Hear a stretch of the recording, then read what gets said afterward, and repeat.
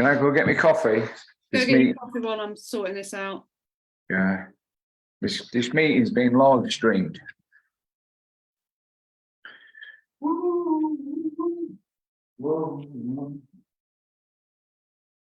Right. So Yeah. we're on here. You go get your coffee. Yeah. Hey, anybody who's watching this, you'll all have to bear with me because I need to share this across to one of my groups because it was meant for the group. More options. Yes, it's very interesting. Facebook has been causing me multiple problems.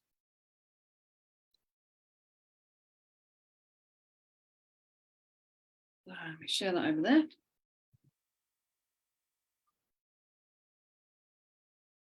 And I'm going to try and take it upstairs, Wendy. oh, not again. What's happening? Not again. Why do you want to move it upstairs? We're live now. All right. Are we all good? Yeah, we're all good. We're live now. You've got better Wi-Fi downstairs, Carl, than you did have upstairs. All right, let me get my coffee. Hurry up, dude. We're live. What are you doing? Bear with us, all you guys who are just waiting.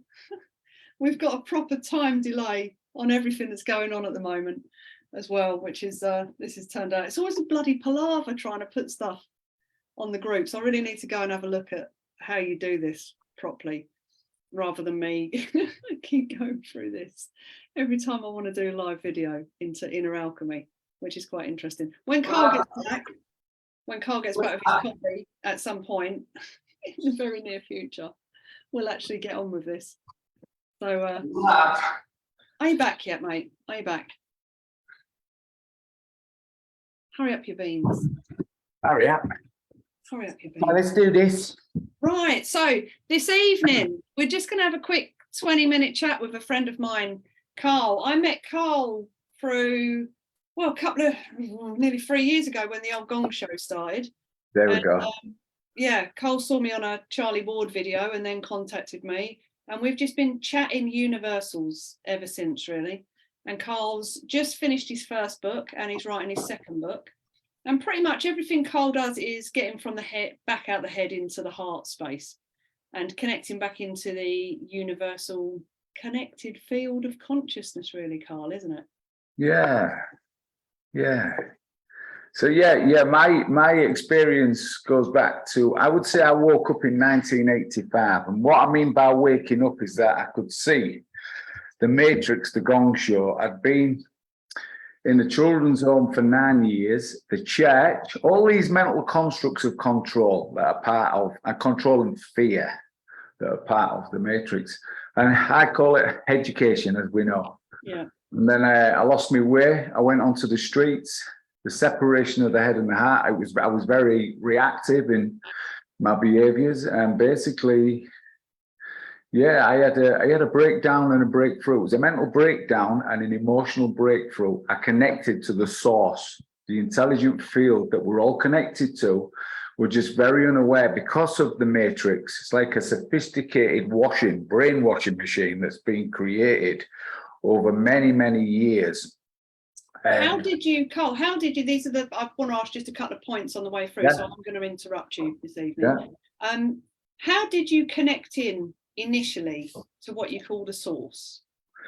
I went through a depressive period, and basically it's almost like when I talk about human biology and how we can get stuck in our heads and our human technology, it was almost that I needed to shut down this overthinking mind, and my past caught up with me around the age of 17 when I stopped moving my body. So my operates, everything came to kind of a standstill. My past caught up with me, and the breakdown was really going through depression. I was in that reactive mind loop of dealing with all this information. I was on my own, and people around me, I lost my head a bit. I had the Jesus experience, I would say. So it was like looking around me and seeing it was all wrong.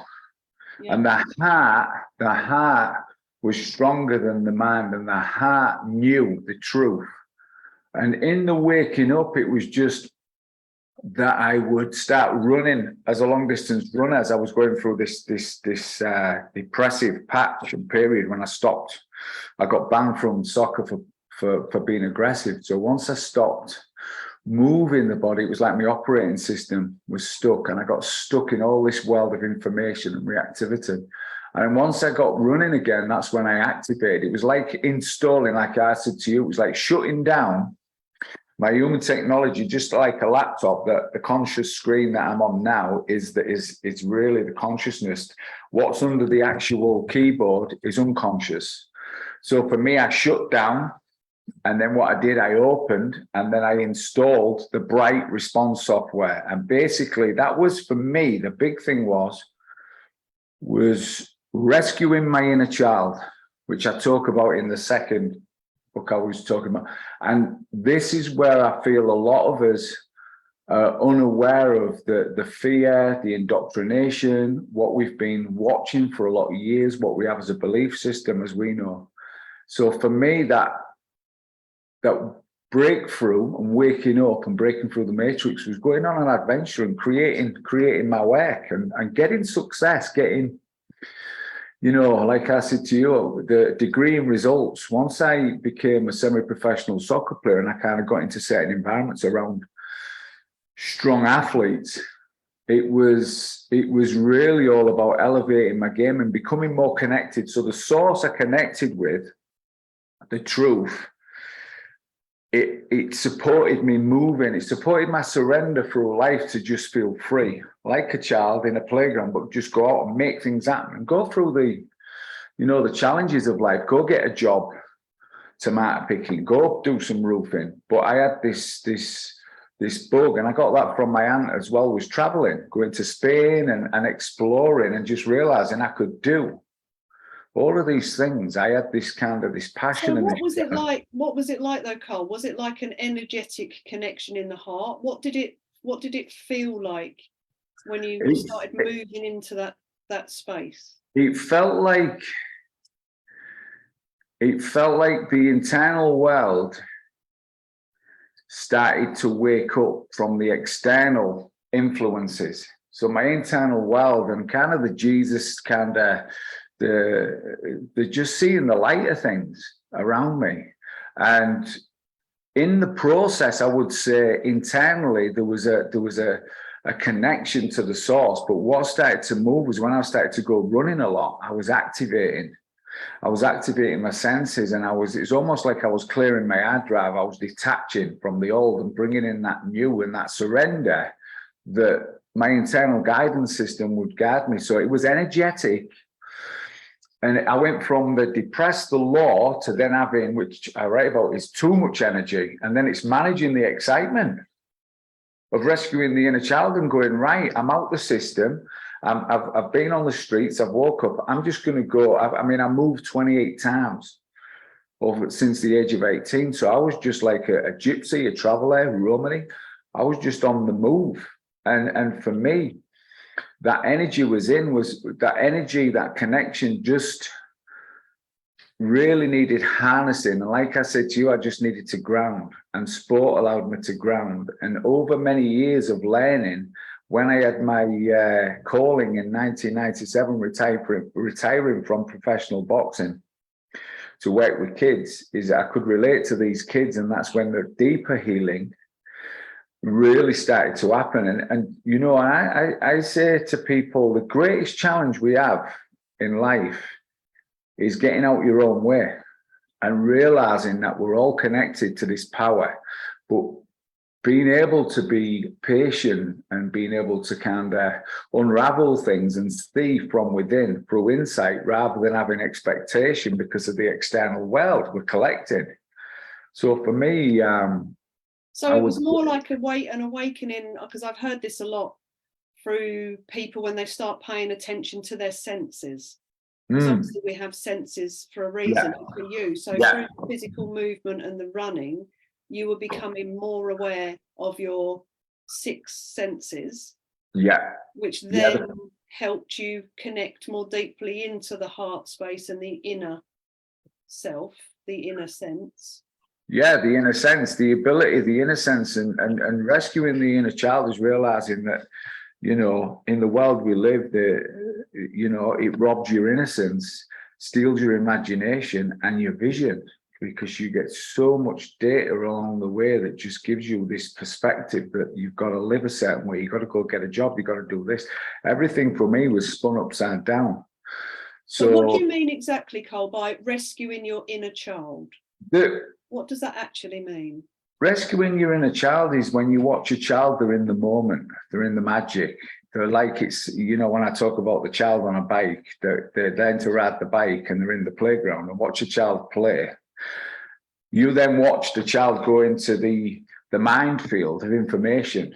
And that's where a lot of us get stuck in the minefield, and we get stuck in this world of thinking and doing. So the think, feel, do, instead of feeling and sensing and being in the moment.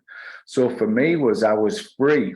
When I woke up, I was free because I had no restraints. I was, through my family, I'd already experienced disconnect. My dad was my stepdad. No one had that influence over me until I went into sport. I had my ability to now move through the experiences of life with some adventure, some travel.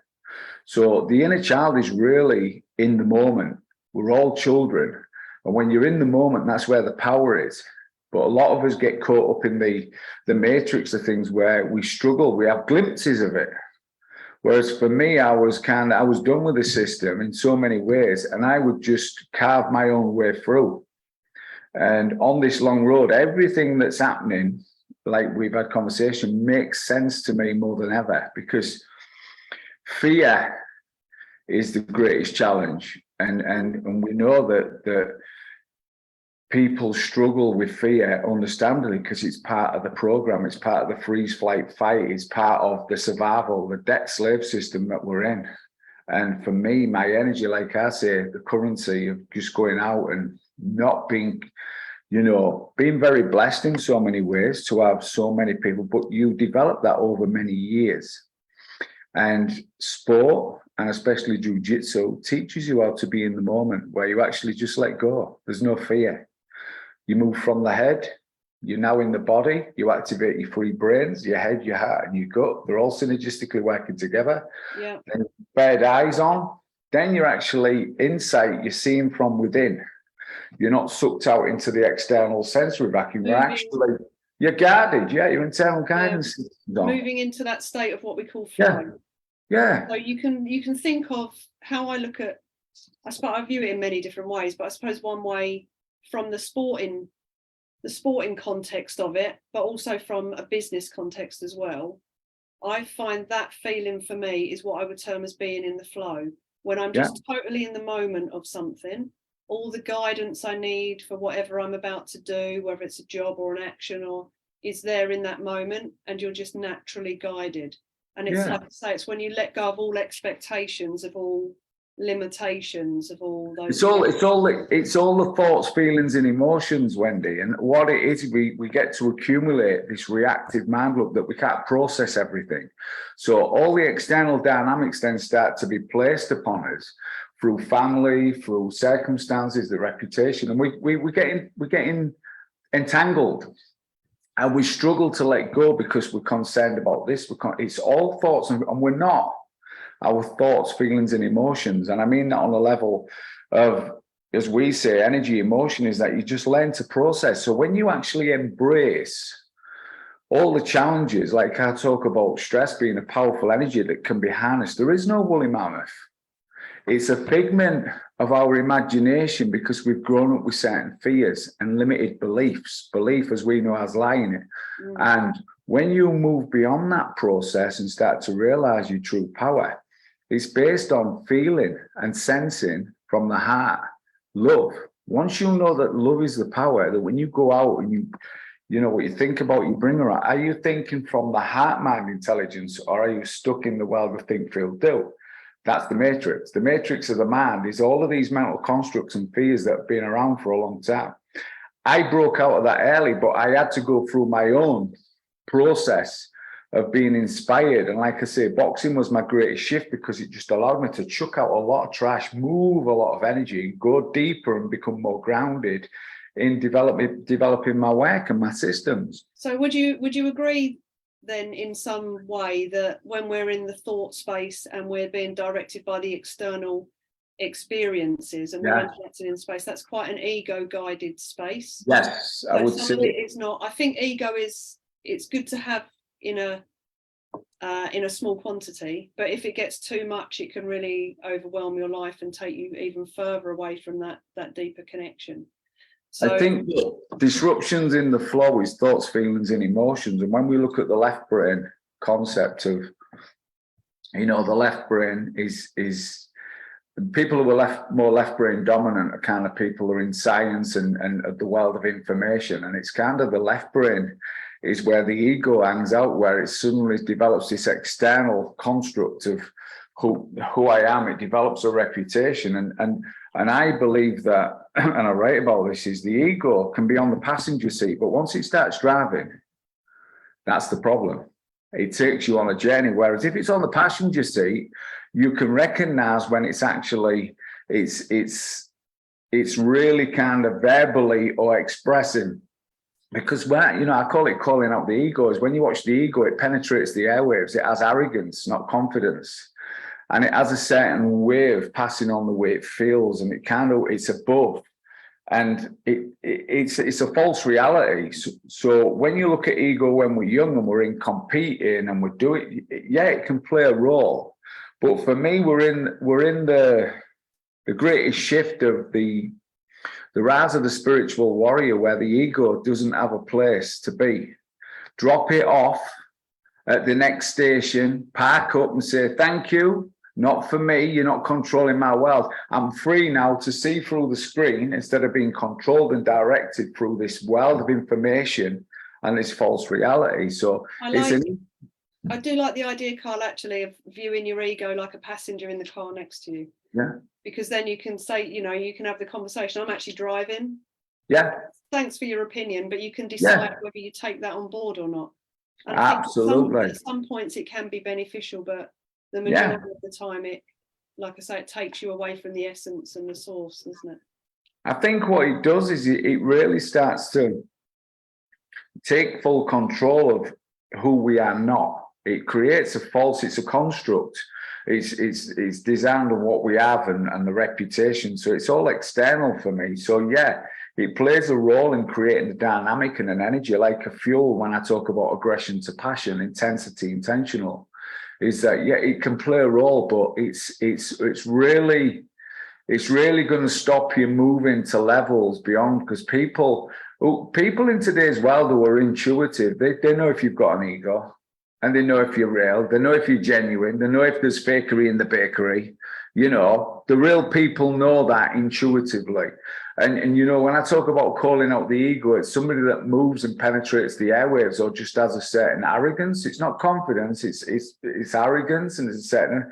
I call them situations out because I don't allow for that. Because at the end of the day, you need some self-awareness. And like I say, if it's got into the driving seat, well, it's now taking control, and people are going to feel and sense that.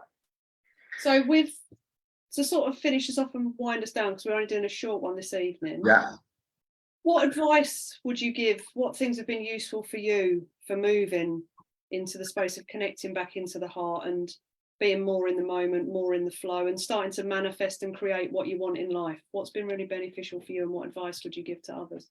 I would say, from having a sports background, is when you become an individual, is like with a martial art. I think we're moving into a time now where being in sport and working together is great, but can you be on your own, like we are in this world now that's polarized?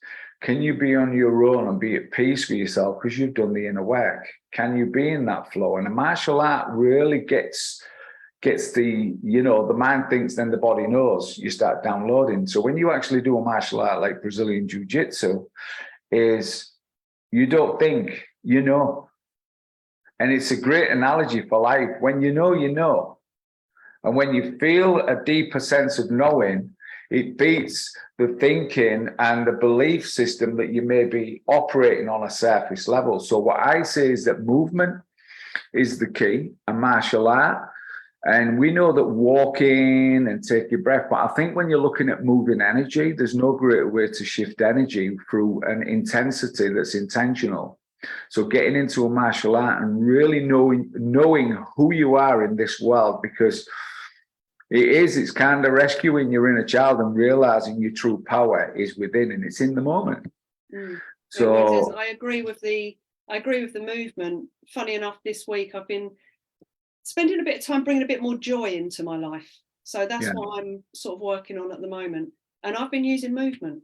What I've been doing is just putting music on or listening to, I had a friend who does a radio show on a Friday night. So I put them on and I've just been dancing, Carl. Yeah. That's all I've been doing. It's just putting some decent music on and dancing. And the funny thing is, the more I do it, the better the body feels. The more I connect into the flow of the moment and the heart space, and the better the body feels. And it really, really is improving my general mood and my general state of being by doing that on purpose. Yeah. And when you get out the way, Wendy, I can dance anywhere in any moment because I feel free. And there's no better feeling than just being who you are and being true to knowing who you are at this time in history, because this is where the polarization comes in. We're in a matrix of thinking and feeling and doing, and coming back to the heart is really feeling, sensing, and connecting the dots in your inner world and discerning and movement, just being able to enjoy yourself. Yeah. I feel it's like being able to enjoy yourself. Absolutely. I don't know about the viewers and the listeners, but for so long, people we've been brought up to compare ourselves to others. Compare the ego. I feel bad because we aren't as good as that in whatever way we perceive we're not as good as that. When expectations. When you're getting back to this in here, there's none of that when you're in here, and that's what I really love about the more I explore the internal world. When I'm in it's not disconnecting from reality, because I'm creating the new reality while I'm doing it. But the more I'm connecting into here, the better I'm feeling about myself, and the less these old beliefs have any weight in my life. And we all have them. I've worked in personal development for 20 plus years. I still have these weird little negative limiting beliefs, and it's like, seriously? But the movement and the dancing and, music for me is allowing me to shift these things quite rapidly again.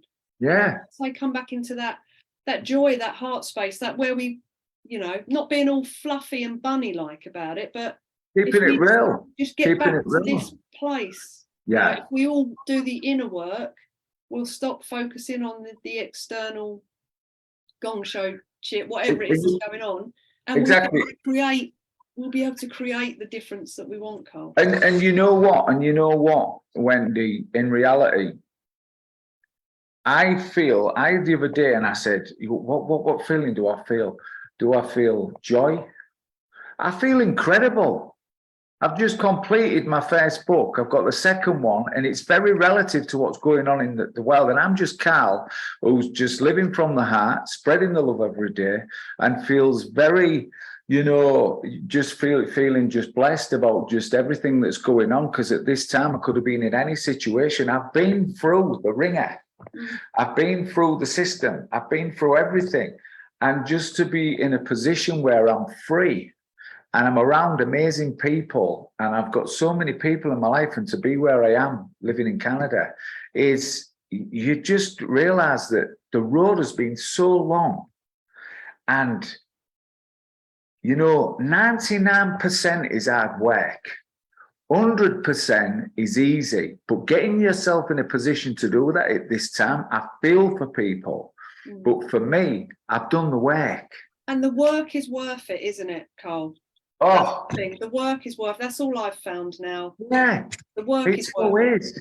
When you do it and you really do connect into this space, and you get out of the fear-based mentality of the constructs that we've got, and you start learning that, you're a powerful creative being. Everybody watching this, you're powerful creative beings. That's what you are. You're not apes on a spinning ball hurtling through space that's insignificant. You're creators. And when we all get back to that space, life does improve. You stop the wanting of gives you inner experiences. That's what, gives you the energy. but embracing. So when I talk about the ABCs, accept, breathe, conquer, accept, be emotionally aware, take control, communication. When I look at these lessons, is when something that comes in that feels like there's a saber-tooth tank, that you breathe in. And when you learn to move your body, that intensity doesn't flood your nervous system, your electromagnetic field with cortisol or adrenaline. What it is you actually catch it and you go, okay, there's a lesson here. Let me just drop into that space. What's the feedback that I'm getting? Can I take space? Absolutely. You've always got space to take, and you can be doing that on the move. And so disruptions in the flow are going to teach you, like surfing the waves, hitting the rocks, which I write about, is that you get up, you get back on your board and you move. And what we've done, you know, in the world we're living now with just the control over information and how we should feel and how we should think, we have to find that reality within that power is that when we feel uncomfortable or when we feel a certain charge, what's it teaching me? And like I always say to you, Wendy, you got to have your PhD in BS management. It's the most important. So wherever you invest your thoughts, feelings, and emotions, it's got to be serving. If it's just you detach, let go. There's an art form to letting go and just going. And it's a learn. Chuck out the trash, delete, chuck out the trash, because we've got enough files, old files on our internal hard drive that need clearing and chucking out or learning from at the right time in the right situation. So just realize how powerful you are and realize that we all started like little children. And what have we learned? And what do we need? Like you said, we say, what do you need to relearn? What do you need to let go of? Yeah, to get us to where we all want to be, which is that just space of inner happiness, isn't it? And being purposeful and being in service and being more community-based and realizing that, you know, it's community unity. And this is what's happening online in this quantum leap. That's how I met yourself, is that there's just the truth movement media that's massive. You can't stop it. And the reality is, in this great awakening that we have, it's the time. It's the time to really wake up, smell the coffee, know your true power, and start moving in the deep, not the surface dwelling, not the deep dipping. Be a deep diver, because that's where the treasure is. Exactly. And I love that. And we're going to leave that there. So, guys, we hope you've enjoyed that. And Carl is going to be coming back as well, because we're going to cover some other subjects. But become a deep diver. Go to where the treasure is. Stop being a surface skimmer. So, Carl, I just want to thank you for jumping on this real short one with me. It's absolute pleasure as always, my friend. Lovely. And we should be back, and we should do more. Absolutely. Thanks, Wendy. Thank you all for tuning in.